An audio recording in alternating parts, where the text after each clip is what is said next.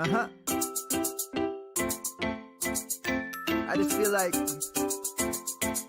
I've been around the block, ripping up fantasy stock, working around the clock. Look at the view from the top. Researching rookies a lot? No, I just be listening to pods. Yeah, one in particular, I'm just a messenger. Let me just pass on the rock. Browning, brunning, pruning, pronouncing ain't what he's doing. What he's doing is not losing, but infusing you with new things. And there's Dennis the Bennett, yeah. The man is a menace, yeah. Building a dynasty, some of the finest things. Promise you, you won't regret it.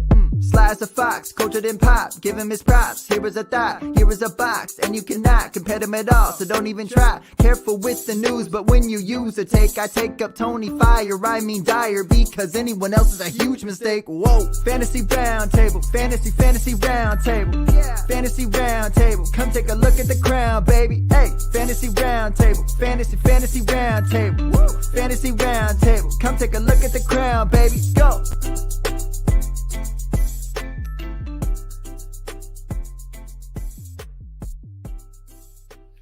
What is going on, everybody? It is Thursday, so we are back with another episode of the Fantasy Football Roundtable. We've got the usual crew here. Matt and Dennis are both here. We are going to talk about our top 24 wide receivers in the 2020 fantasy football season.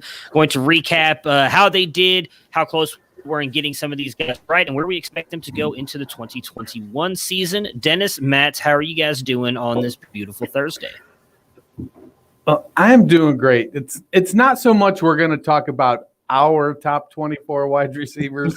We're going to talk about the 24 that finished top 24. We may or may not have, been accurate or whatnot. Let's just say there's a couple in here we're really going to celebrate and hope you don't notice the rest. Yeah, I got to cling to those two or three that really worked out for us. Well, hey, like the disclaimer I'm going to give on every episode, we did these really early. So, I think even hitting on a few of them is pretty darn good. Doing this in June when you don't even, had Stephon Diggs even moved to Buffalo at this point? I don't know. Yes. Okay, well, thanks a lot, Matt. You're supposed to say, you know what? Well, I don't know, Matt. That's a good question. It was him moving to Buffalo. That's the reason we dropped him. If he was still been in Minnesota, I don't think he would have. Yeah, I mean... If I remember correctly, I'm actually pretty sure that was one of us or two of us actually left Stephon Diggs out of our initial rankings the first time. I know I left Amari Cooper out of my rankings at one point and had to go back in and add him. So that was definitely a fun episode. I do remember the wide receivers. Out, though? I mean, no, but yes at the same time. I do acknowledge he exists and plays in the NFL, so he should at least be on the rankings list. All right, so let's kick it off here. Number one, Devonta Adams had an amazing season. We were all very close on him, and we had him 2, 3, and 2. So, it's not like any of us thought he wasn't going to be that good. Obviously, him staying healthy for the most part this full season. He really only missed 2 games, I believe, or was it 3? I can't remember now off the top of my head. I know he should have been back for the one before the bye, and they held him out. So I know he missed go ahead, 2. Dennis. He played in 14 games. So, and I do believe he could have played in that one before the bye, because I remember him posting on Twitter. It was a big thing about it, because he said he was ready to play, and the Packers came out a day later and said he's not playing, and he seemed pretty upset about it. Regardless, the connection between him and Rodgers was incredible this year. Do you guys expect that to change at all in 2021? We know the way Rodgers kind of is with those wide receivers. Dennis, you have been big on MVS for a while now, and he probably had one of his better seasons of his career last year. Really seemed to turn it up, especially in the playoffs as well. Do you expect him to take another step forward? Adams to continue to stay right up here as the number 1, 2, 3 wide receiver in the NFL in 2021? Well, Rodgers, he trusts Adams. It was that way with Jordy Nelson. It was that way with, I forget who was before Jordy. But that's just the way it goes with Rodgers. He has to build up that trust. And then when he knows, A, you're going to be where you're supposed to be, or A, you're going to be where you're supposed to be, and B, if something breaks down, he knows that you know what he's thinking. And that way the two can improvise. As far as MVS goes, it's him and Lazard and even Equinemius St. Brown was coming on. The second receiver there is up for grabs. They all kind of do something different. It's not a position you want to invest too heavily in the Green Bay wide receiver too. I do think that, last year's pearl clutching over the Packers not drafting a wide receiver was a little bit humorous because it does take Rodgers so long to develop trust. Even with MVS and his drops, Rodgers still has a high level of trust in him because he knows he can make a big play. He knows, a drop or two comes with the territory with MVS. Lazard is out there. He does a lot of good things. He's an excellent blocker. He gets on the field. But it's the Devonta Adams and Aaron Rodgers show in Green Bay. Yeah, probably. I think a bigger question for the Green Bay passing attack is if they can get Tanyan back, because he's a free agent. He was arguably their second best kind of target. He had 59 targets, caught 52 of them. Both Lazard and MVS caught 33. I think it's Adams. We've seen him throughout his career. He, when he's there, he's pretty incredible. Will he catch 18 touchdowns again? Maybe not. Maybe that comes back a little bit, but it would be, to me, it'd be impossible to take him anywhere out of the top three. I learned last year not to doubt Aaron Jones' touchdown regressions. Maybe I won't doubt Devonta Adams. I feel like that kind of bit me in the ass this year, thinking that with the way he he obviously regressed some, but pretty much stayed right there. Adams is an absolute baller. What's going to be interesting, so he has 1 year left on his contract, right, before he becomes a free agent. I'd be curious to see if they re-sign him with, Rodgers. I hope Rodgers continues playing for another couple of years. Obviously, I think they drafted Jordan Love with some kind of thought that maybe Rodgers won't be around much longer. So if they re-sign Adams, what his value may be long-term. But I don't see any way you can move off of him in a dynasty league right now. Unless you get like a Godfather offer, right? There's no way you're moving him. That is absolutely correct. That's what I feel. I've been down on him, not down, but not as high as everybody else. And even I'm going, that's the dude. I drafted him in the first round in my most recent startup. Yeah. All right, so this is definitely going to be one of the guys we were way wrong on, and that is Stephon Diggs, who it's funny because I know I said that I thought him going to Buffalo was going to be a good landing spot. I thought he worked well with Josh Allen. Never expected him to be wide receiver 2 on the season. So you and Dennis were obviously much closer than me by ranking him 25, because I ranked him 38. Obviously had a just phenomenal season. He clearly fits perfect into this offense. Him and Josh Allen had it clicking from game one. Literally the minute they stepped on the field, those two had it going. What do you expect now going forward, though, into 2021? Because we saw, obviously not wide receiver 2 numbers out of him in Minnesota with Kirk Cousins, but we saw him have really good games, never quite up to this standard. Obviously, looks like they're going to lose John Brown. We all like Gabriel Davis there in that offense. I don't think he's going to threaten Stephon Diggs at all.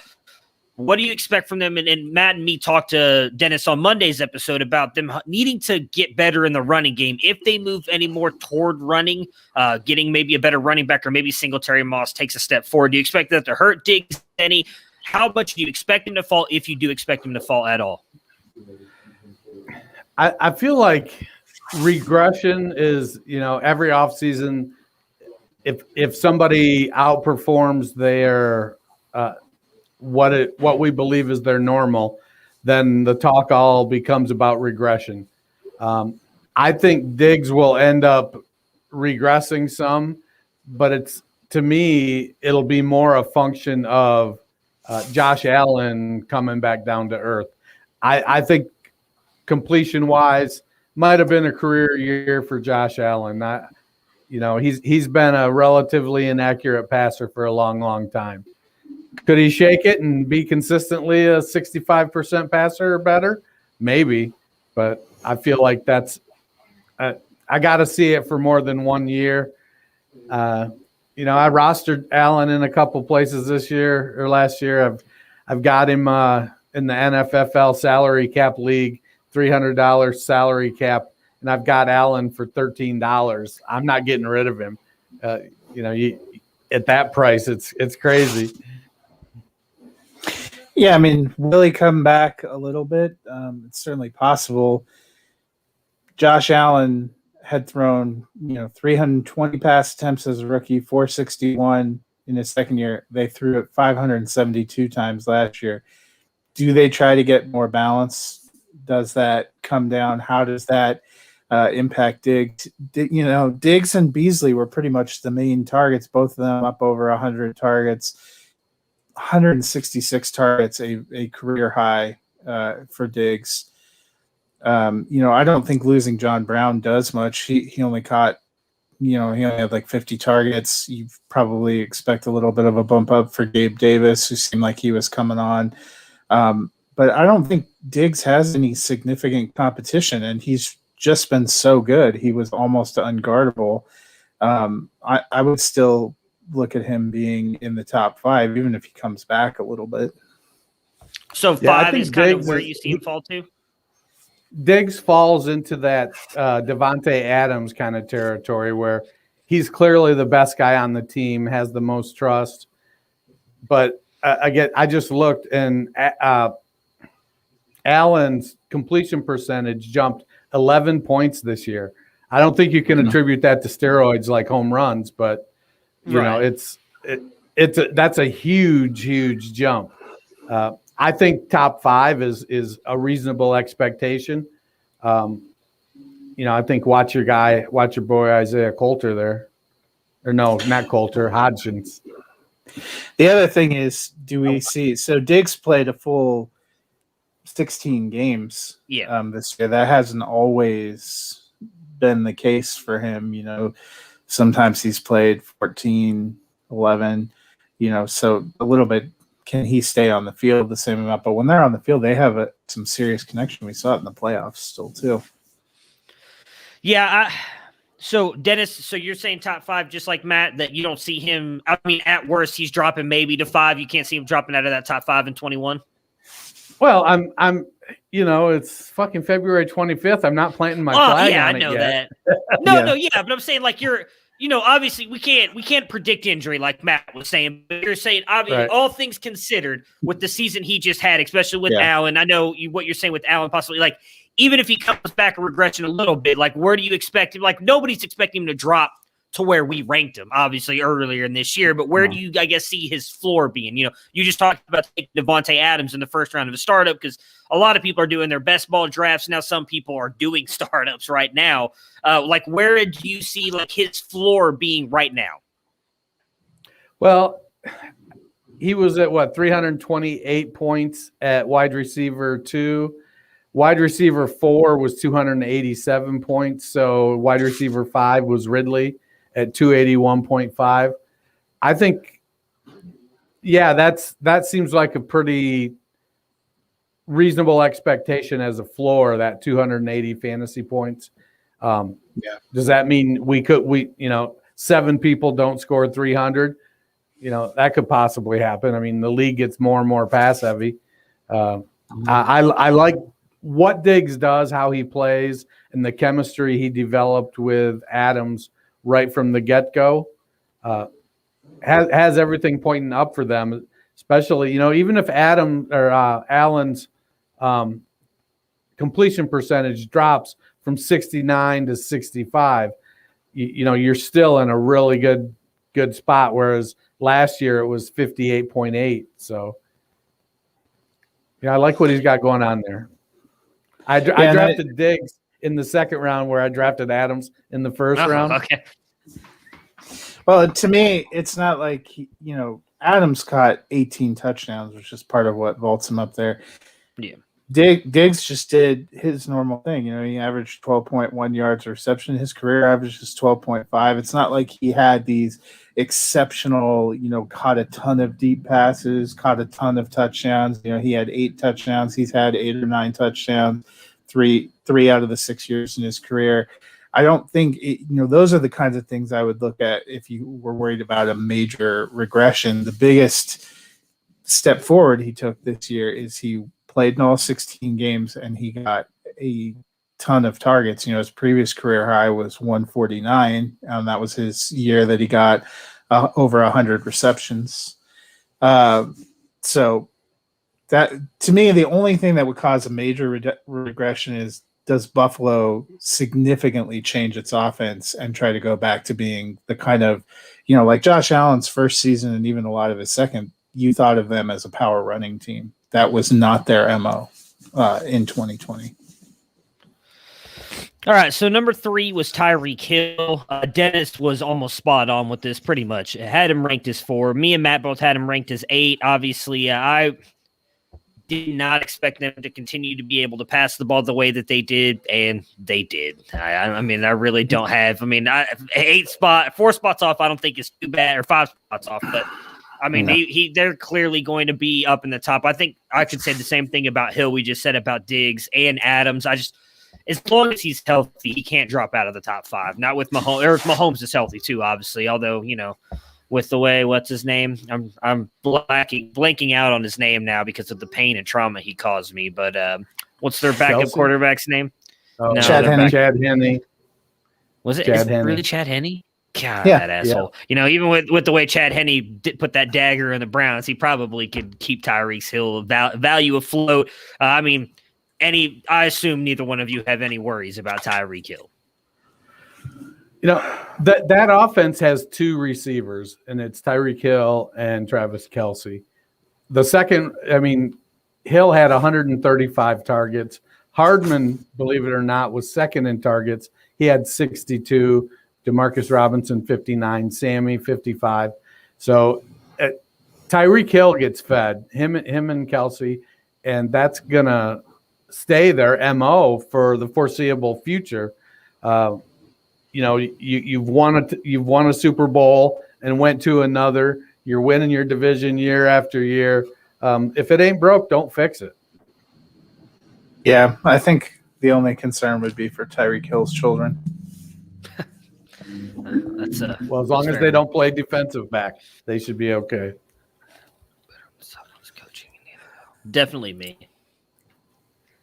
Dennis has got the very nice Jim Tressel look going on. I think Dennis could be a very good guy. I think both Dennis and Matt know more about football than I do. So I just would like, what good is Sean McVay stand-in? That's all. That's about all I got going for me. So number 4, same thing. We pretty much nailed this. And I do want to give us a little bit of props on this because we were, from what I remember, some of the few people who were not doubting the move of DeAndre Hopkins to Arizona. There was a lot of people who I won't name here, but were like completely trashing that move, saying DeAndre Hopkins was not even going to finish as a top 12 wide receiver because he wasn't going to get the volume. He comes in at 4. We had him at 4, 5, and 4, so we were all right on with this one. And I don't expect that to change much either. Hopkins, again, goes in there. Murray, I've said, as much as I liked Murray last year, picked him as my MVP, I am starting to worry a little bit more about him than I was earlier, but he's still going to get fed the ball in Arizona. Matt, we talked about it a little bit. I think actually we all may have been on the episode with Tony where we're not sure how to feel about Christian Kirk. Don't know what's going to happen with Larry Fitzgerald. So Hopkins is really the only for sure thing in Arizona moving forward. I don't see him falling out anywhere. Your guys' thoughts on Hopkins? Yeah, I think he's still going to be up there, top 5. His talent hasn't diminished. If anything, if they get somebody opposite him, it'll be more impossible to triple team him. Well, we saw triple teams didn't matter this year anyways, so. Yeah. It doesn't matter. DeAndre Hopkins is a full-grown man. And it's, there's that axe. There's, we in the fantasy community and in football and life in general, we love axioms and sayings, things we can hang our hat on that make things simple and easy to understand. And one of those is wide receivers changing teams struggle their first year.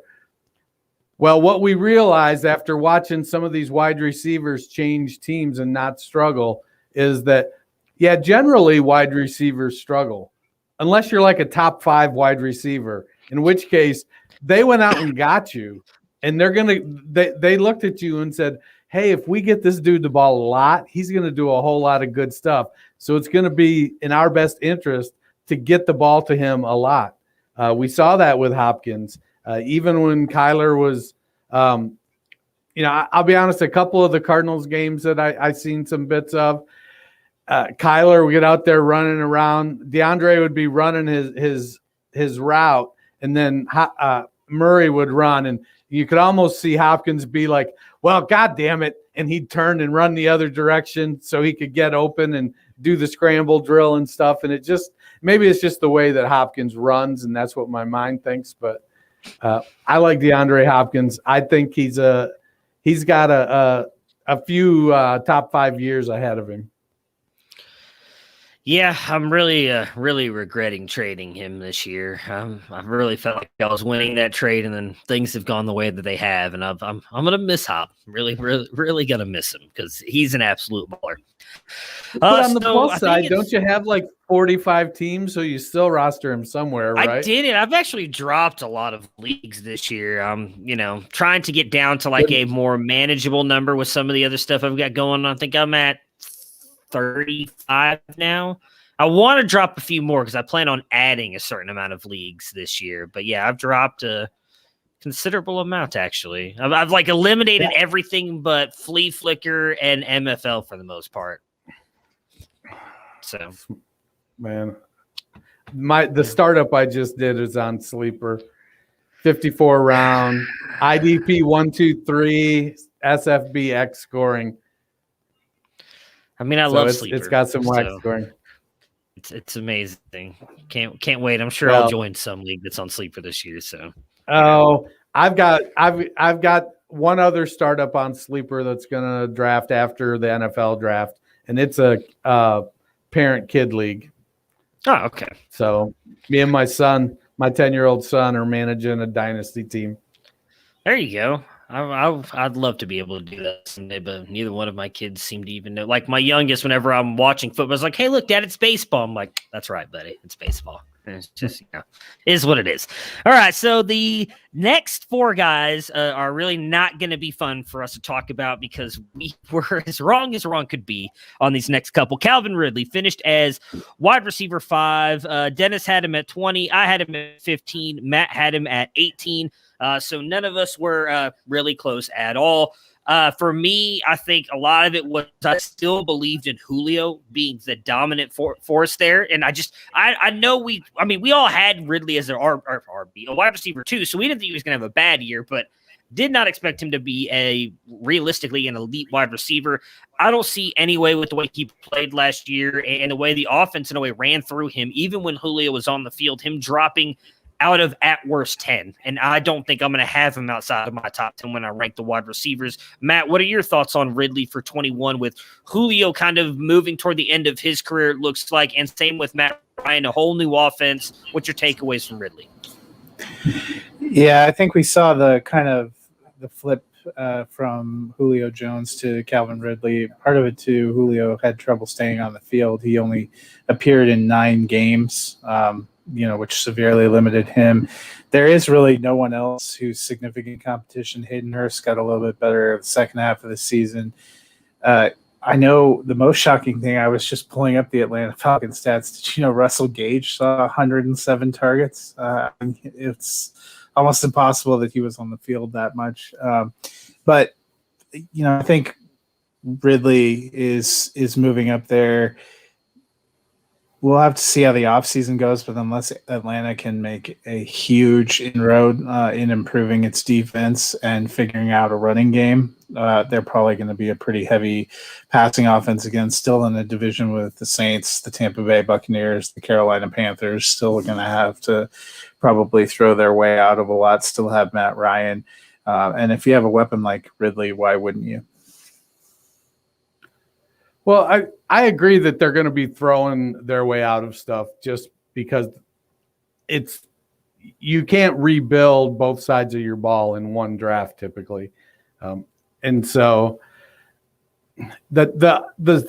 what I think we're missing though is, Julio was way low, but he missed 7 games, which was about 100 points on what his per game average was, which would have put him at about wide receiver 9 or 10.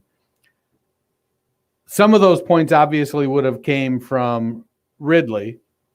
So Ridley then would have dropped from wide receiver 5. So they both probably would have been, I'm guessing, in the 10 to 20 range.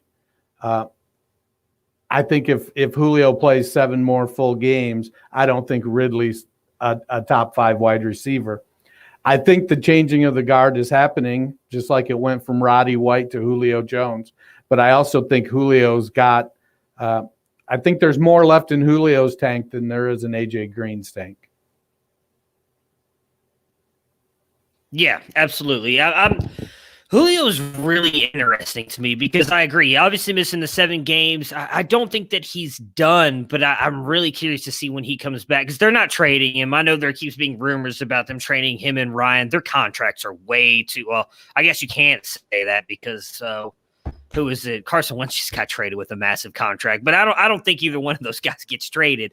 I'm curious to see what's going to happen with this new offense because I do kind of like Arthur Smith being there. I like the game or the way that he ran things in Tennessee. So how will that translate to Atlanta? I do think they need to get themselves a running back. Justin Jefferson comes in here as wide receiver 6. Now, I will say we all had him ranked 49. A lot of that, at least for me, I'll let you guys say your piece on it. But for me, it was I did not think that this offense was going to be as pass happy as they were at times. I thought it was going to be very run heavy with Dalvin Cook, and I thought they were going to feed Thielen. I liked Jefferson. I know I had him as a top 3 or 4. I don't remember exactly where I had him in my rookie ranks, but he was one of my top rookies at wide receiver.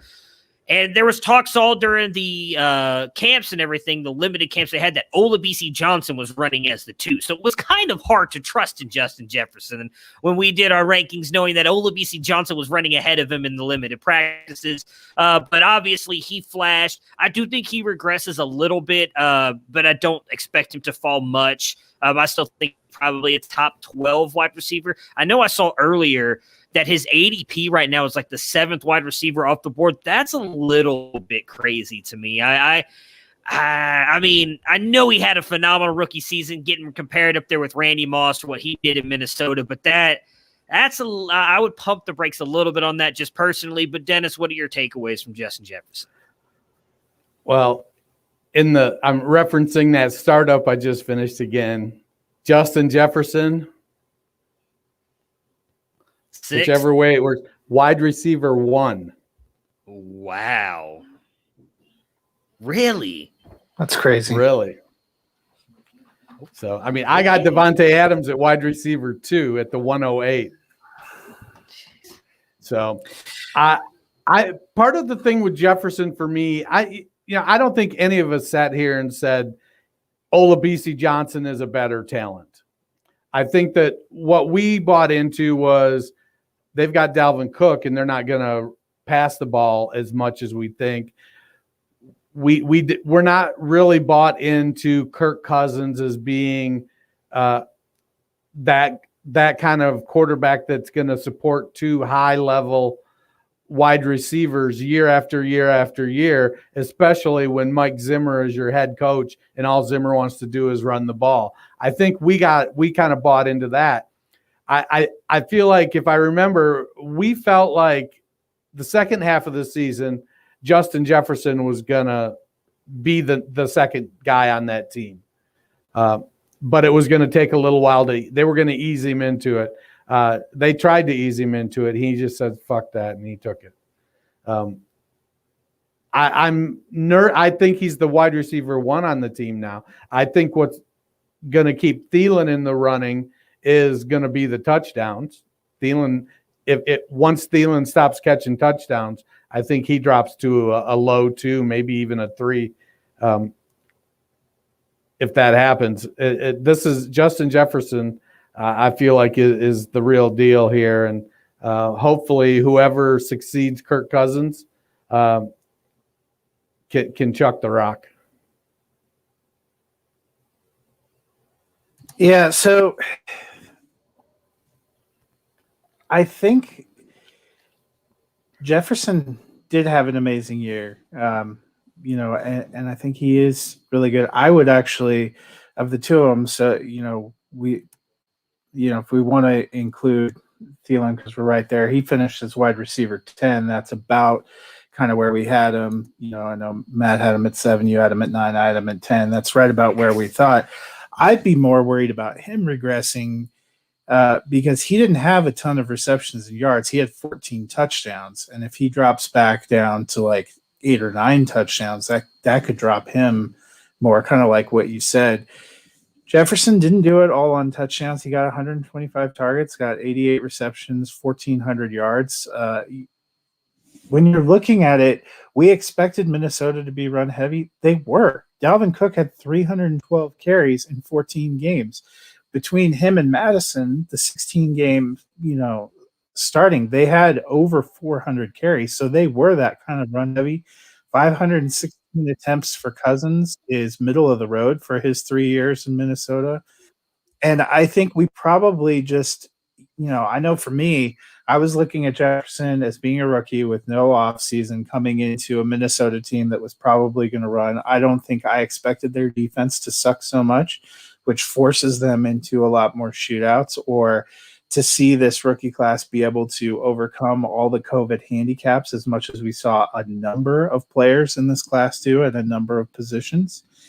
And, if you looked at Cousins 2 years prior to this in Minnesota, he had supported having Diggs and Thielen both be pretty good assets. Actually, the first year he was in Minnesota, he threw it over 600 times. Both Diggs and Thielen were well over 100 receptions and were two top receivers. So it's maybe not giving enough credit to the idea that they can support 2 receivers while being a run heavy offense. There isn't, to me, a lot of red flags that he'd have a massive fall off. I wouldn't take him as receiver number 1, especially, in the situation and his quarterback. I think that's a little crazy, but seeing him be in the top 10 shouldn't be that big of a surprise. I think a bigger question is, do we start to see Irv Smith pick up? Is there anyone else that joins this passing game that's competition? Those would be more of the things that I think would be a danger. I mean, I'd love to see Irv Smith do something, but Dennis, you're muted. Yeah. Yeah, I just saw it. I'd love to see Irv pick up. I drafted him as my tight end 1. So yeah, I'm right hoping for a big breakout there. I'd love to see it too. Well, I'll keep hoping and praying because I've got him in a couple places, but I feel like that's not going to happen. I'm going to group these next two together because they seem to finish next to each other the past 2 seasons, even when Russell Wilson has like a historically bad second half of the season here. DK finishes as wide receiver 7, Tyler Lockett wide receiver 8, and we had them ranked fairly close together, just nowhere close to this, in the 20s for all of us, 21, 26, 28, 26, 21, 23. So we expected both of them to finish those close to each other, but obviously in the 20s, for me, a lot of it was obviously we heard the rhetoric. Even though Russ wanted to cook, Pete Carroll was going to run the ball. Didn't really happen in the first half of the season, obviously. They actually let Russ cook, and he was throwing the ball like a madman. And both of these guys finished with great stats. I believe DK had the most touchdowns in Seahawks history, and Tyler Lockett either had the most catches or the most yards. Like, both of those guys, offset each other very well in the games that they played. They had the same number of touchdowns. Each of them had 10. Did they really? Yep. Then what did DK get? I know they both did something. I think Metcalf must have had yardage because he was at 1,303.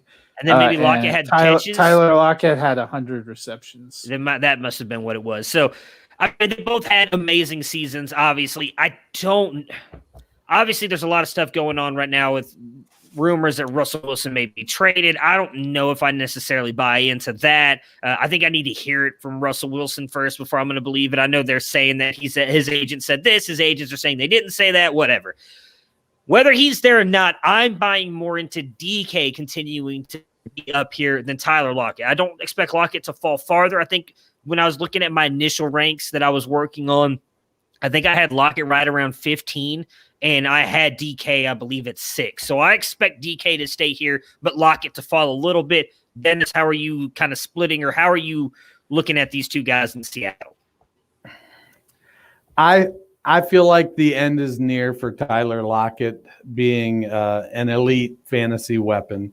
I would be surprised if I find him inside my top 20.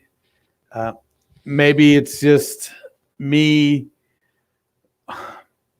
being irrational, but I just feel like this is DK Metcalf's team when it comes to wide receivers. I think there's a place for Lockett, and if the team is winning, I feel like he'll have a level of productivity that will probably match what most people's expectations are, which is, that wide receiver 20-ish. He had 17 more catches than DK. The 10 touchdowns really helped him. I do think that there is, with the two of them, there's the opportunity for some hot and cold. Like one has a big game, and the next game they only have a couple catches for small yardage, and that can be frustrating as a fantasy manager. I think Russ finished the year as QB6, but from week 9 on, he was QB11. So Pete Carroll was expressing that Russ is cooked enough, we're full, it's time to run the ball mantra going on there towards the and even when he didn't have crap for running backs and Chris Carson was hurt, Pete Carroll was still like, oh no, we're gonna run the ball. I don't know. I like DK as a top 10. He'll probably land somewhere in the back half of my top 10. And Lockett probably around a mid-level, mid wide receiver 2, somewhere in there. Yeah, I mean, that's probably my feeling too. There's a lot of questions with Seattle. Does Wilson stay? If they move on from Wilson, I would be worried about both these guys potentially because, what are they getting back? What are they moving to? What are they trying to do? But at the same time, Chris Carson is a free agent. I know we're podcasting with one of the last remaining Rashad Penny truthers. That's right, baby. Yeah. Is he ready for 200 or 300 carries in a season? Who is the guy that's pounding the rock for them? Plus, I have some misgivings about how Seattle finished the season. Even when they were trying to pass or needing to pass, the passing game wasn't that great in the second half. It wasn't what it was, in the first half of the season. I'm sure you guys remember this. They were talking about Wilson being the new Joe Montana and DK Metcalf being the new Jerry Rice. None of those kind of names were brought up, from week 10 on. Both those receivers were pretty close in targets. Lockett had 132, Metcalf had 129. Big difference between them is Metcalf, that almost 16 yards a catch average was kind of the big bomber, going for 1,300 yards on 83 receptions, whereas Lockett was kind of the possession receiver. That seems to fit their roles. They have some other guys to mix in. Will we see Will Dissly bounce back up? We've seen at times, Russ likes to use the tight end. Will he end up running a little bit more? So there's questions. But based on talent, I probably am sitting Metcalf back end wide receiver 1 and Lockett putting him back in wide receiver 2. I think he played a little bit above himself this year. So wide receiver 9 here was Allen Robinson. We were all very close on him, which was a little bit surprising because I remember having like a huge discussion with Tony, we all saying Tony had him too high. So I really want to remember where Tony had him because I feel like we did not expect him to be this good. Tony had him like 5 or so it's only a spot higher than me because I had him at 6. You had him at 7. I can't see what Dennis had him at 8. Yeah, 8. He might have had him at 3 or 2. Okay. Regardless, dude has another amazing season with no real quarterback play. Obviously, it's kind of hard to predict what's going to happen with him because he's a free agent. We don't know where he's going to go. There's rumors that the Bears may try and franchise tag him. I think it's fair to say that wherever he goes, he still has wide receiver 1 upside because he's done it with crappy quarterbacks everywhere. So hopefully he goes to a team with a good quarterback. So I'll phrase it to you this way. Since I know we're all fans of Allen Robinson, Dennis, where would you like to see him go in free agency? You know, I haven't given it a ton of thought. Mostly, I guess, because I expect Chicago to franchise tag him. They'd be crazy to let him walk. Boy, I don't know. You know, Miami would be a good fit. You know, they don't have I like Miami. a true alpha. Worries me. Yeah, but you know, they're going to draft Zach Wilson. I heard. No, they're going to trade for Deshaun Watson. Is my hope. I didn't. I just keep. I was just putting random quarterback that came to my mind in Miami. You know, he's got. It doesn't. I don't think it matters where he goes. You're talking the difference between, is he going to be wide receiver 5 or is he going to be wide receiver 9? Because we know that that's pretty much where he's going to land. Go to Jacksonville, you know, line him up across from DJ Chark. You know, that would be a great spot. It's, you know, the Jets need a true alpha wide receiver.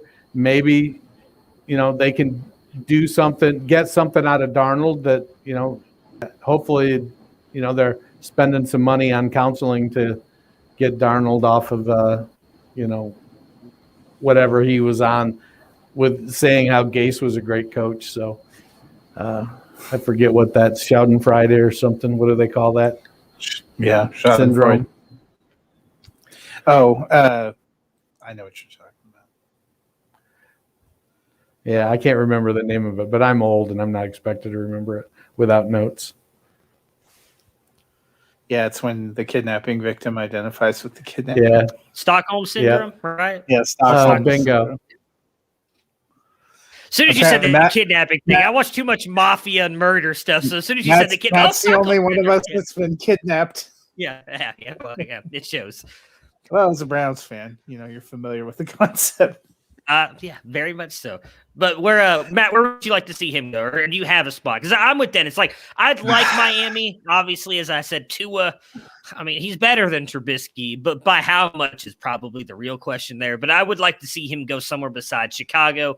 I take that back. If Chicago gets a quarterback, I'd love to see him stay, but I'm not sure they're going to get one. So, Matt, where would you like to see him go? Yeah, I don't think it's hard to get excited about Miami unless you knew they were going to make a change because, you know, I just don't know if that works out. I think he's going to end up getting franchise tagged by Chicago too. You know, I've seen some suggestions like San Francisco. That could be interesting. I mean, it just seems like all the places where he could potentially end up right now have big questions at quarterback. You know, the dream would be, you know, like he ends up in Kansas City and you see what he could do with somebody like Patrick Mahomes, but that doesn't make sense cap wise or based on how. No. That's not your dream. No. As a Browns fan, I would really like to not see that happen if possible. So that's the whole probably difficulty right now. I would love to see him go to the Colts, you know, too, because that's a team that has some cap space. They have a fine quarterback.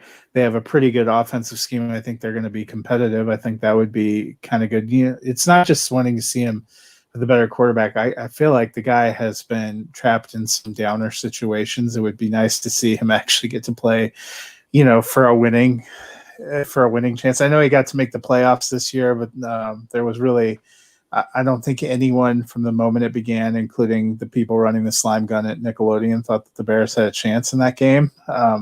Their coach certainly was not calling a game like he thought they had a chance. So it'd be nice to see get some success. But I'm with Dennis. I think anywhere he goes, he's proven, it doesn't really matter who he has. He's going to find a way to thrive. I mean, he did this last year with noodle arm Nick Foles and inconsistent Mitch Trubisky. So Adam Thielen noodle arm comes in Nick and scattershot Trubisky. Yeah. Scattershot Mitch. Just noodle arm Nick and scattershot Mitch.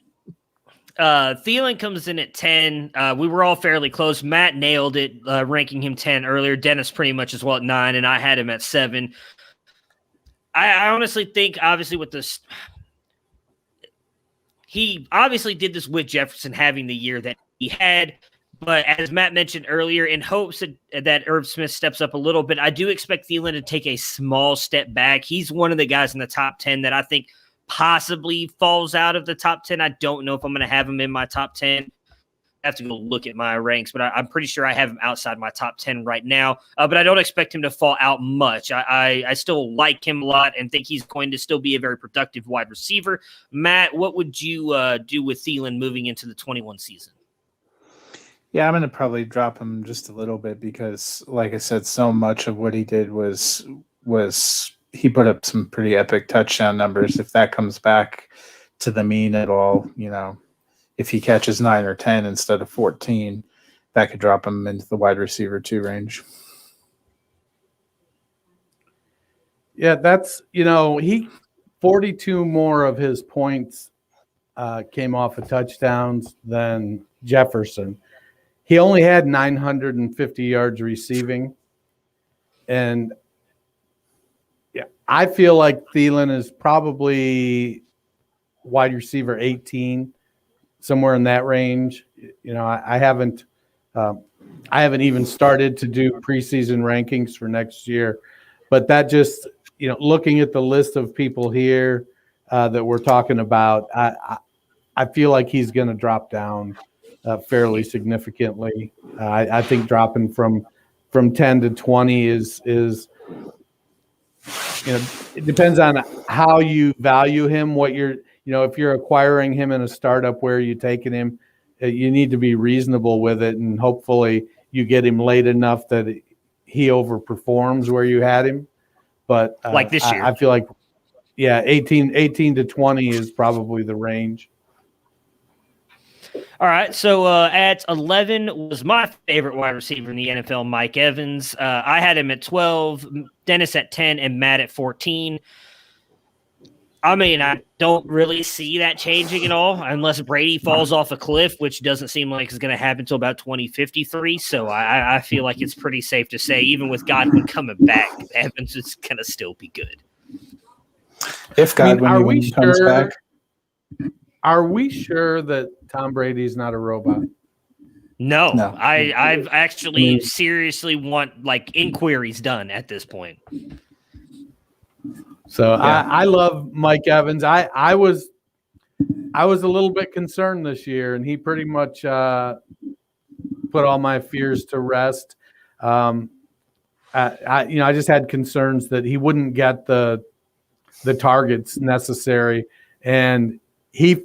Him and Brady fit right in. I think Brady – I think at some point Brady said, I remember what it's like to have a 6'5" wide receiver now. And he just settled in, and they had chemistry, and it moved forward from there. I agree. I think Godwin wants to go back, but I don't think Godwin's going to go back on the cheap. And I feel like – they liked what they saw out of Tyler Johnson. They still have Scotty Miller. Did they sign Brown to a 1-year or 2-year deal? Yeah, he's a free agent. He's a free agent too, but I still feel like Antonio Brown's more likely to take a discount to go back to play with Brady in Tampa Bay than Godwin. They're in different spots in their career.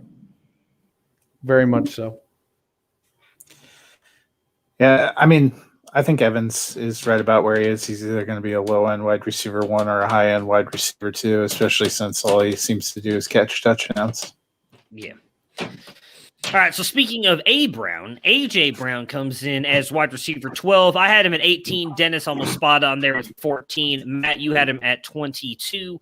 Obviously looked like to be the guy here in this offense with Ryan Tannehill. Those two have got a really good connection. We saw it obviously at the end of his rookie season. That did continue even with the injuries moving into his second season. Obviously, the big thing now is Arthur Smith moves on. He takes the Atlanta head coaching job. Are you guys worried at all about how this may affect him? Is he still a high-end wide receiver 1, more of a wide receiver 2 for you? Matt, how are you looking at A.J. Brown?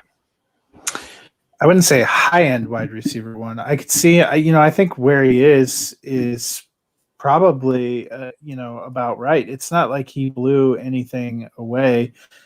He caught 70 passes, had 106 targets, got 1,075 yards, 11 touchdowns. I mean, you could see him easily kind of repeating that number. So anywhere between, probably 10 to 16 feels like the right range for him. No, I agree with that 100%. And with Corey Davis being a free agent, they need to figure out what's going to happen on the other side. Jonnu Smith is a free agent. It doesn't look like either one of them are going to be back. What it comes down to for me is can they run Derrick Henry 380 times again? And if so, how does that, then their offense, I think, stays virtually the same. If for some reason Henry can't carry the load, he gets dinged up this year because he's had so many touches the past couple of years. It's hard to bet against Derrick Henry because he's just such an anomaly at 6'3" and 250. And if that's the case, then he's the perfect foil for A.J. Brown. Brown is super efficient with his touches. He only had, I think, 106 targets last year. He converted 70 of them. That's almost 66% catch rate. So he's making things happen. It's just gonna come down to is the new offensive coordinator able to keep that team hitting on all cylinders? They lost an offensive lineman last year to Cleveland. Their number 1 draft pick offensive lineman has flaked out and seems to be losing his mind. So they're going to have to start. They're hitting that patch things together stage of their window. Every team, they have these windows where everything's clicking. Now they're mature. They've been there before. Now it's like, okay, they're starting to get dinged up, losing people to financial situations. Now it's like, okay, let's start sticking it together with bubble gum and glue and see if we can hold this together for another year or two. I think they're entering that phase of the window. All right, so at number 13, a surprise to at least me, Dennis and Matt were kind of close, was Keenan Allen. I had him at 25, Dennis at 19, Matt at 15. Obviously, Herbert playing much better than any of us expected really helped him out, and I don't see that changing. Matt and I talked about it a little bit on Monday's episode with them losing Mike Williams and possibly Hunter Henry, although the word is they may franchise tag him. I think this is the perfect spot for Keenan Allen. I think he's going to stay right here in this area, injuries aside, because I don't say he has an injury history, but he's gotten banged up a little bit here and there. But with the way Herbert's played, even if Herbert takes a little bit of a step back, I don't see Allen dropping much. Do you agree with that, Dennis? Yeah, I think that Allen has established himself as a very high floor receiver. I think they exercised Mike Williams' option, though. I think he is back next year. Yeah, and then Henry is a free agent, and it looks like he's probably going to leave. I like what they have in Donald Parham, and they definitely need a second tight end that can block probably better than Parham. But Parham seems like he's maturing into an NFL player. Jalen Guyton looked good as a deep threat, and with Austin Eckler, Justin Jackson, and Joshua Kelly, I feel like they've got a 60-40 committee in that backfield that can really work things out. And then Herbert just has to as long as he doesn't suffer a sophomore slump of epic proportions, I think the season bodes really well for Keenan Allen. I think he's got another couple years of high 2, low 1 production in him. Yeah, he's right. Mike Williams has his fifth-year option this year for almost $17 million. Good for him. Good for him. I think we probably would have all been higher on Keenan Allen when we were doing this last year and had him locked up in this range if we didn't think he was potentially going to get 6 to 8 games of Tyrod Taylor. Well, again, I cannot defend myself on that because I was very adamant that Herbert was going to start after 3 games. So I was only a game off, and I still projected him to be this low. So you guys were very adamant that Tyrod Taylor was going to start most of the year. I did not. Now, I did not call for the punctured lung. I wasn't friends with the doctor that was going to knock Tyrod Taylor out of playing professional football like you were. And I can't confirm or deny that because there's a statute of limitations that has not gone up yet. So next up is Robert Woods, who, again, actually, we were all pretty close on him. I had him at 11, and both of you had him at 17, so really not far off. We were both 3 in opposite ways. I was a little bit ahead. You guys were a little behind. I honestly think he has a chance to be better than this because I think he is going to be great for Matt Stafford in this offense with Sean McVay. I think we mentioned it a little bit, obviously. At least me and Matt did. I don't remember. No, we did get your take on it, Dennis, because that's right. We talked about it from the Detroit side as well. I think Kupp is the one who takes a bigger hit with Stafford coming over than Woods. So I think he can finish right here, if not maybe a little bit higher. Do you agree with that, Matt? Yeah, I think this is probably the right range for him. Yeah, I'm not sure that Kupp is going to take a big hit. I feel like Woods and Kupp both play such a similar role. One of them is going to have to get pushed out of their comfort zone some and work down the field a little more. They have second-year player Van Jefferson is very much in the same vein as Kupp and Woods. What they lack really is a downfield speedster. Somebody has to step into that role and make things happen. I think KJ Hill is their wide receiver 5 who will step up to a 4. No, and he's not that guy either. He's on the Chargers, other LA team. Oh, okay. Okay, I forget. Yeah, it seems like there's Van Jefferson and I don't know if Josh Reynolds is still going to be under contract, but he's the other one in the mix. Yeah. So Reynolds is a free agent, so they need somebody that's going to be able to stretch the field. And I don't think necessarily that Goff had a bad arm. I just don't think that he processed effectively to read the field and get deep, whereas Stafford has the arm to make the processing to make the split decisions a little better than Goff did. And Stafford also, I think, possesses more willingness to take the risk that I think Goff was somewhat risk averse in making the throws. Stafford isn't that way. Stafford believes he can fit the ball in there and will take those opportunities.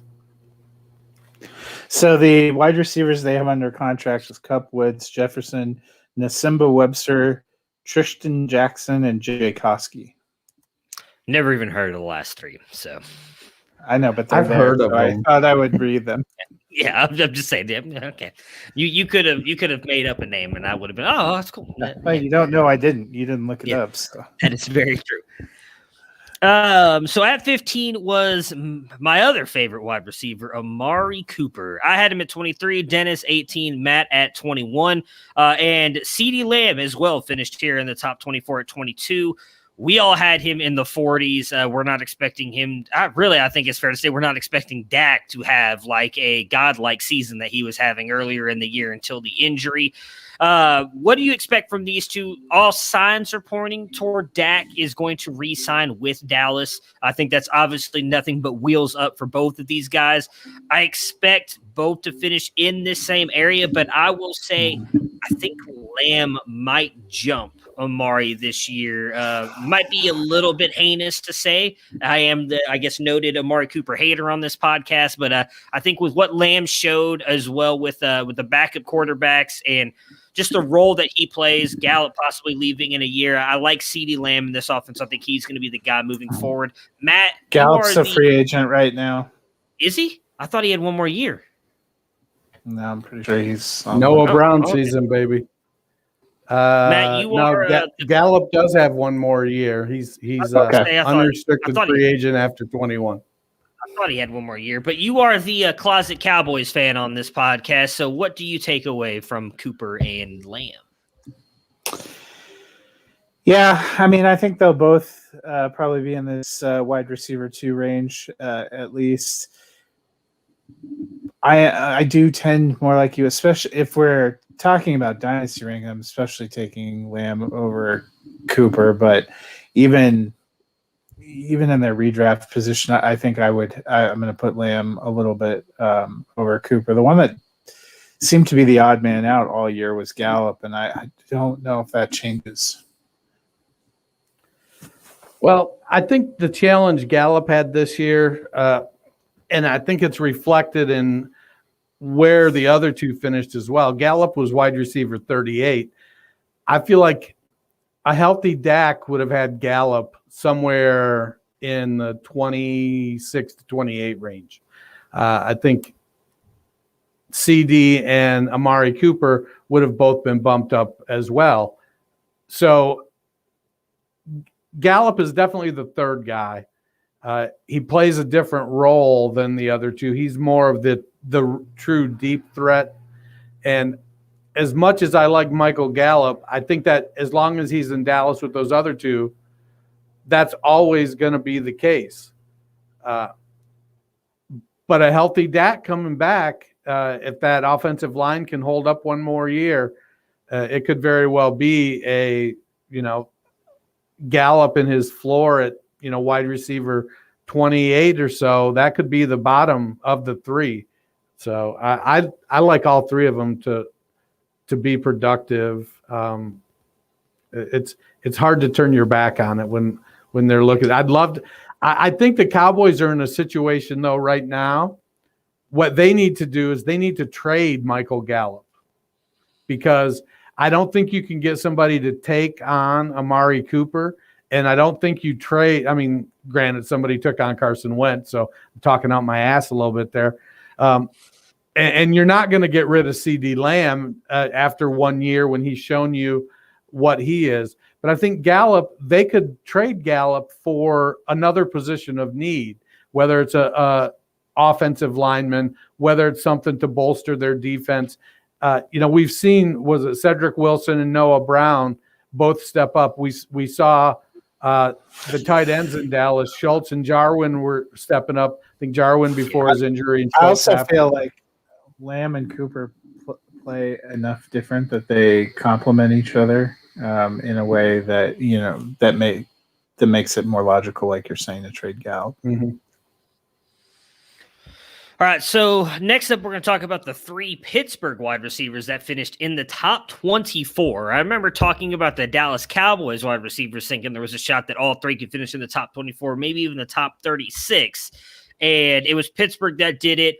Juju came in at wide receiver 16. I had him at 16, Dennis at 15, Matt at 9. Deontay Johnson at 21. I had him at 32, Dennis 39, Matt at 44. And then Chase Claypool, none of us had him ranked because there was all the talk that he was going to go to tight end, and he shut all of us up for thinking that. So obviously the biggest thing here, Ben coming back, the rumor is, or they said today that he's going to come back. They're working out a way to change that financially to help out Pittsburgh.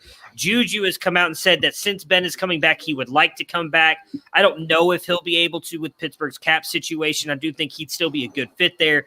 If Juju does go back, I still think the biggest loss for them is Randy Finkner, who never saw pass play he didn't like. So them possibly moving to a more run-heavy scheme, I think affects all of them. For me, out of the 3, even as good as Claypool is, I've said it all year, I still believe it. Deontay's the guy for me. Even when he went from Deontay Johnson to Deontay Dropson, he was still, in my opinion, the best guy on that staff. Who are you guys buying into? Do you think Juju leaves or stays? And if you think he stays, is he the best? If you think he leaves, where do you think he goes, Dennis? I don't have any idea where he goes. I can't get my head around why somebody with what seems to me is an obvious successful slot receiver skill set just can't get his head around why he should be successful in the slot and just doesn't seem to perform well there. But yet he still finished as wide receiver 16 last year. It felt, for all intents and purposes, that he was having a relatively lousy year. Claypool, I don't know that we bought in necessarily to him being the tight end. I think we bought into him being the wide receiver 4 on that team. I think we felt like the skill set he had, the things that he did, were able to do, just weren't quite NFL ready. Well, fool me twice, because I kind of felt the same way. He has kind of a DK Metcalf skill set, but he does it really, really well. And then with Deontay Johnson, he would have had such a better year if he just caught a few more balls that he dropped, one of which cost me a win in the playoffs, actually. Yeah. Yes, I'm bitter. I feel you. I feel like they have 3 solid plus James Washington. Even if one of them goes away, whether Juju doesn't come back, I think Washington might be a free agent as well. And Pittsburgh is good at Pittsburgh is good at drafting wide receivers. Even if they let Juju go, it isn't like they're going to be like, what do we do now? They're going to go out and probably draft Dwayne Eskridge and make him a 100-catch guy or something like that. It'll be something silly that nobody sees, that some 4th or 5th rounder that will end up being the guy in the slot and have 100 targets. I don't know where I'd put Juju though. He has an outside receiver's mind and a slot receiver's body, slot receiver's skill set. Yeah, it'd be nice if Juju went back, but regardless, I'm with you. I would have Deontay Johnson as the highest of that group. I mean, he got the most targets. He just didn't always, turn it into receptions. Juju was much more efficient with his targets, and then Claypool had the huge plays. If all 3 of them are there, I mean, I think they do all 3 still have a possibility of being in the top 24, because as much as Pittsburgh says it would like to be a power running game, who do they have to be that power runner? I don't think, Connor's a free agent. None of us think he's probably going back there. Do they get, a Harris in the draft and that becomes the answer for them? If not, none of the guys that they had on that roster outside of Connor seemed capable of carrying the load. We saw Benny Snell got 111 carries last year and averaged 3.3 yards a carry, couldn't even get to 400 yards. So that's not lighting the world on fire for me either. They have the weapons to be a good passing team. They have a division that's coming up. We aren't 100% sure when Burrow's going to be back, but if he is back to start the season, you figure Cincinnati's improved. Cleveland's still very strong. Baltimore's still very strong. The AFC, top of the AFC with Buffalo and Kansas City. You're talking about a lot of teams that can put points. I think Pittsburgh's still going to end up having to throw. Ben threw it 608 times. It's not like it was a world record pace. So I think all 3 of those guys still, with their big play ability and their ability to score, could be up in there. For me, I said before, if I wouldn't mind seeing Juju go someplace like Arizona, which is a high volume pass offense, where I think he'd be a great option opposite DeAndre Hopkins. One thing I think we forget with Pittsburgh is Marquise Pouncey retiring. Yeah. That's their offensive line has some issues. Villanueva didn't play very good. I think they had one of their guards may have retired as well. So they're going to have some definite opportunity there. Yeah. So Brandon Cooks comes in at 17. I had him at 35. So did Matt. Dennis had him at 49. I mean, he had a better season than obviously I thought he was going to, and honestly thought he did when I saw him on the list this high. I did not expect him to be up there. The biggest question with him is going to be, is Deshaun Watson going to be his quarterback? And for me, I can't rate his value until I know what that. I did just see a report from Ian Rappaport that many teams around the league believe that Houston is not trading Watson. So if they don't trade Watson, I think he finishes right around this territory. If they do, it's hard to say because I have no idea who their quarterback's going to be or what's going on. So for me, if Watson's still there, I'd keep him right around this range, maybe closer to 24, but I don't think he falls much. What do you think, Matt? Yeah, if Watson is there, low-end wide receiver too, I think even if they don't trade Watson, he won't come back and play, which is why I think Cooks, might be a guy you try to trade this offseason for what you can get, considering how good he finished, because the range of outcomes, I think he could be wide receiver 3, wide receiver 4, where we thought he might be. It's Cooks just seems to keep producing, and generally he's got a pretty good quarterback, and that plays a pretty big part in it. I feel like if the Texans are not going to let Watson get traded, they'll mend that bridge somehow. Watson can be stubborn, but it doesn't move his situation along. And I know we've seen it with Melvin Gordon and Lev Bell and stuff. If I'm Deshaun Watson, I get that quarterbacks are different than running backs, but I don't necessarily think it worked out well for Melvin Gordon and Lev Bell to hold out for a half a season, a whole season. Lev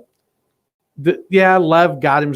No, he didn't get the ring this year because he wasn't there last year either. So, it's a situation where I agree with Matt. You can't determine where you think Cooks is going to finish, but it'll come down to what happens with Will Fuller. Are they going to franchise tag Fuller? They have some options. They're trying to reset, and Watson is young enough that they could take a couple years and reset that team and be good and have a really good quarterback. But I think if you're going to do that, you got to protect him. You can't let him get the snot knocked out of him every week. So not the Detroit Lions wide receiver we thought was going to finish as high as Marvin Jones comes in at wide receiver 18. Obviously, some of that probably has to do with Kenny Golladay being out most of the season. We had him ranked in the 30s, 37, 34. Matt had him at 26. Much like Brandon Cooks, I think it's kind of hard to say what to expect from Marvin Jones right now. He's a very productive wide receiver when he's on the field, but he's made it pretty widely known that he doesn't want to go back to Detroit. He wants to go somewhere and compete for a ring. I feel like that, in all honesty, is kind of a limited amount of teams and who's going to have room to bring him on and what role he goes to. If he goes to a team like the Colts, I think that he could have some very serious value going there, maybe stay around this area. But outside of that, I mean, Matt mentioned the Chiefs with Robinson, maybe the same thing there. I think he kind of could fit in well there as well. But until I know his landing spot, it's kind of hard to say. I think his, range of outcomes could be anywhere from here to like a wide receiver 4, depending on what team he goes to. Dennis, as a Lions fan yourself, what do you think of Jones? I think he's probably a better NFL wide receiver on a consistent basis than a fantasy wide receiver on a consistent basis. You love when you have a bye week and have to stick him in your lineup and he goes off for 4 touchdowns. Jones is a quality receiver. He's going to – I think wide receiver 18 may – that overstates his value a bit. He's more of the 25 to 30 range on a year-to-year basis, I think. I like him fine. He's definitely – I think you can do a lot worse as your wide receiver 3 on your fantasy team than Marvin Jones. But where does he go now? We'll have to see where he lands. Does he follow Matthew Stafford out to L.A.? Where he's got the skill set that they seem to be missing. And that they could keep that 3 wide receiver set that McVay likes to run. And, they've got acres, and it's could be a prime spot for him. Yeah, I think he's one of those kind of players that we're not going to see him sign until post-draft, when teams are looking to fill holes for whatever they couldn't get in that first wave of free agency and out of the draft. And that's going to have a real impact. My gut tells me low-end wide receiver 3, high-end wide receiver 4. All right, so 3 wide receivers left. I'm going to save the 2 Carolina ones to talk about together. So the last single guy here is Terry McLaurin, who came in at wide receiver 20. I had him at 20, Dennis 23, and Matt at 20 as well. So Matt and me obviously hit right on the head. Dennis right there. McLaurin, good season, obviously. Suffered with injuries, bad quarterback play all season long. I think sky's the limit for McLaurin. We saw who was it that said it? Dang it. I was trying to remember who it was. I was listening to it this morning. There's a very prominent NFL cornerback who came out and talked about how Terry McLaurin was the hardest wide receiver for him to cover because of the way he runs his routes, even when being bracketed, which means he's got the quarterback on him and then a safety over the top, and yet he was still getting open and making plays. They said that if Washington was smart and got another good wide receiver across from him, that Terry McLaurin would end up showing you he's one of the best wide receivers in the league. I do hope that happens, just him being a Buckeye and a big fan of him, but I do think they need to get him a quarterback as well. There's a lot of talk they may stick with Alex Smith, which I'm not 100% sold on is going to help McLaurin. But Dennis, being a Buckeye as well, what are your thoughts on McLaurin and the future for him? I think the future is bright. The dude is really, really, really good. And I hope he doesn't suffer from Allen Robinson syndrome for the next few years of his career and be perpetually cursed to play with shitty quarterbacks, because that would be a shame. You know who'd be a great fit on the other side there? Juju effing Schuster, that's who. Put Juju across from Terry McLaurin, because they don't need Juju to play a slot role there. He can play an outside role. He doesn't have the speed that McLaurin has, but the two of them I think would be good complements as a 1A, 1B kind of approach. And I had a thought when you were talking about Marvin Jones. He'd look good in Kansas City. But back to McLaurin. Yeah, that's what I'm afraid of. That's why I said that. I was like, I could just see him going there with Sammy Watkins leaving and him just wanting a ring, because I think he's gotten some good contracts from Detroit. So he takes a decent team friendly contract, goes there. It'd be very upsetting. No, but continue. Back to McLaurin though, man. It's going to be all about the quarterback there. I want to see McLaurin as a Buckeye. I want to see McLaurin succeed, but Washington has players on the defense. They've got Antonio Gibson. They've got Logan Thomas at tight end. Good. They've got some players. I feel like one of the things we talk about how you build a team is you build it from the inside out, and then you get your quarterback, because then you've got this solid, really good team that you put a quarterback in to take it to the next level. I almost feel like Washington is right there. That's where they're at right now, is they need to look around and go, who's an awesome quarterback that's going to come in here and elevate the level of this team, much like Tampa did with Tom Brady. They need to bring somebody in that's going to lift that team up, not put the team on its back and carry it. Matthew Stafford would have been great there. I think he's that type of player that they need to come in. I'm trying to think of who might actually be available out there. It's not Cam Newton, that's for goddamn sure. Yeah, that's all the rumors. So I think this position is probably right for McLaurin's floor. If they get, like you said, they have big questions. Who else are they getting in that receiver room? They don't really have a wide receiver 2 on the roster right now. They got to either through the draft or through free agency, got to get that. And then big questions about the quarterback position. He was fine with Alex Smith. I don't think Alex Smith unlocks his full potential. Cam Newton sure as hell doesn't unlock his full potential. And in fact, if that was the way they went, maybe this isn't his floor. But, those are McLaurin's going to be, I think, in the top 24, barring some catastrophic incident. He could go higher or lower in that sphere based on what happens this offseason. Yeah, and obviously we all hope that he goes higher. I was looking at the QB free agents, and nothing inspires confidence. I mean, it's going to be crazy to say this. Ryan Fitzpatrick might actually do wonders for that offense, and he's a free agent, but outside of him, I mean, you're looking at I don't think he fits Ron Rivera's. No, I mean, he probably doesn't, but I mean, outside of him, you're looking at like Tyrod Taylor, Mitch Trubisky, Colt McCoy, Andy Dalton, Cam Newton. So actually, I think Andy Dalton wouldn't be terrible. And I'd rather take the bearded wonder.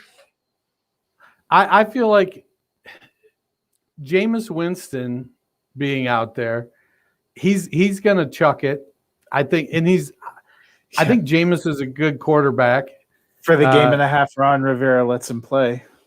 Right. But it's, to me, I guess if I'm ranking these free agents, I probably have Winston, where'd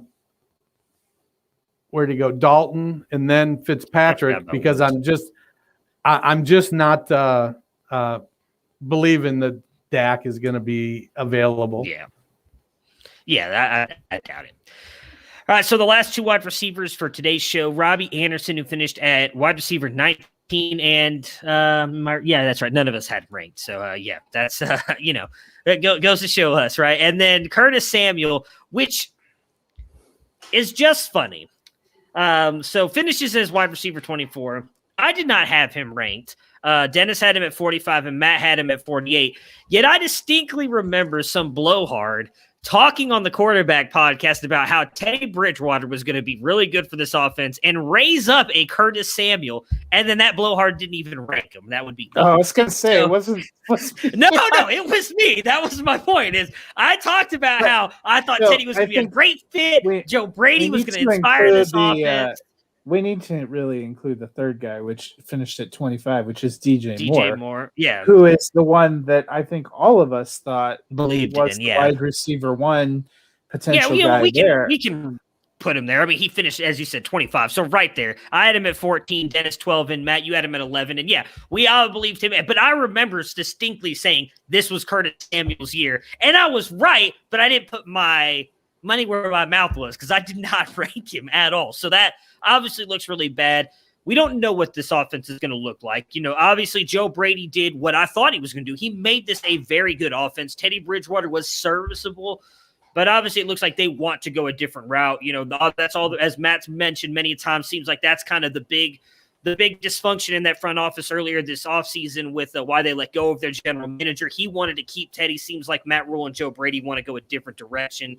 If they were to land a Trey Lance, Justin Fields, Zach Wilson, like some mocks have had it, I think it'd be wheels up for all these guys. The difference is, or for Robbie Anderson and DJ Moore, is a free agent. Yeah, because as I was going to say, Curtis Samuel is a free agent. There's a lot of rumors about him possibly going to Jacksonville to hook up with his old coach in Urban Meyer, which I think would actually be a great fit there. But how do you guys kind of rank these three guys? I mean, it's clearly DJ Moore for me. I know Robbie Anderson had a great year, but DJ Moore's got all the talent in the world. And I actually do think if Curtis Samuel comes back here or if he goes to Jacksonville, we saw him actually stay healthy all this year. The way he was utilized, I do think he has a chance to finish in this same area again. But what do you think, Matt?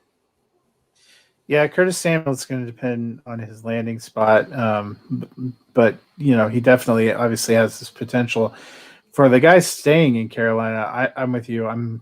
I'm not going as high as I did last year, but DJ Moore, I'm putting him back in the wide receiver too. And, Robbie Anderson was a guy they wanted to get that Matt Rule had before, that they seem to like, that seems to fit what they're trying to do offensively. You were talking about how you talked to Curtis Samuel and didn't rank him. I was the one that thought it was a good move going to get Robbie Anderson, and he was going to hurt Curtis Samuel, and then turned around and didn't rank him. So neither of us were willing to put a number or a bet, by our feelings. I think Anderson maybe goes down a little bit, maybe more into the upper end wide receiver 3 range, and we see DJ Moore come up a bit. It's going to depend a little bit too about what they're able to do at quarterback. They're one of the other teams that's making a huge push after Deshaun Watson. Well, I think it's going to depend mostly on Christian McCaffrey. Not having him for 13 games or 12 games, whatever it was, definitely impacted what that team could do. As good a year as Mike Davis had, and that Steve Smith or whoever the hell it was came in at the end and ruined some of my teams that I had to start Mike Davis on. Rodney Smith or whatever his damn name is. DJ Moore is clearly the number one. I think having him at, where we had him, somewhere between, 12, 14 range, probably not out of the question. I definitely still think that he can produce at that level. Curtis Samuel is going to, where's he going to go? I don't know if how is he different? How is what he does different than what Laviska Shenault does? I think he's a little bit more explosive. Viska's got the size, but I think Samuel's got the speed, and I think they can use him a little bit more. They both have the same injury questions, I guess you could say, about him. So. I feel like they're going to, if they take Samuel, they'll be used in a very similar manner, in part because Viska isn't a great route runner, I don't think. I think he's still developing as a wide receiver. But Samuel was the same way coming into the league, had to develop his route running chops and get better. So I don't know that, does a skill set fit there? Yeah. Do they already have somebody that, and while it was the last regime that brought in Shenault, they already have somebody that kind of does that. I don't know. It'll be interesting to see where Samuel lands. And Robbie, I think Robbie is going to be wide receiver 3, 4-ish, like he's been most of his career. Have some blow up games. He's going to, I think he's Nelson Aguilar with better hands, basically. How dare you, sir? Nelson Aguilar proved he had hands this year. He did this year. In what, year 11? It's been like year 8, year 5. Yeah. Oh, is it 5? I thought, that was. That might be 6. No, trust me. Aguilar got me in the playoffs in a couple leagues last year. I was delighted. Yeah, I'm happy for him. He definitely, for all those people throwing the shade about him not being able to catch a baby, I'm still not throwing my baby window. down to him out of a burning window. Yeah, I'm still not doing that. Yeah, good old Philly fans, man. Running everybody out of town. All right. That is going to do it for us today. Matt and I will be back on Tuesday again this week. I've got some family in town, so we will be recapping WandaVision, and I'm not even sure what else we're doing. Maybe more wide receiver back half of the wide receivers. Yeah. Okay. Back half of the wide receivers. And then obviously we'll be back again next Thursday as well to probably talk possibly more tight wide ends. Receivers, tight ends. Are we talking? Oh, that's right. You set up like a whole thing. I'm completely just skipping over exactly what you said earlier. No, Somebody tried to help. I appreciate all the help, Matt. Matt's the real what's the real MVP behind the scenes here. So yes, we will do tight ends next Thursday. So everybody have a good weekend, and we will talk to you guys again soon.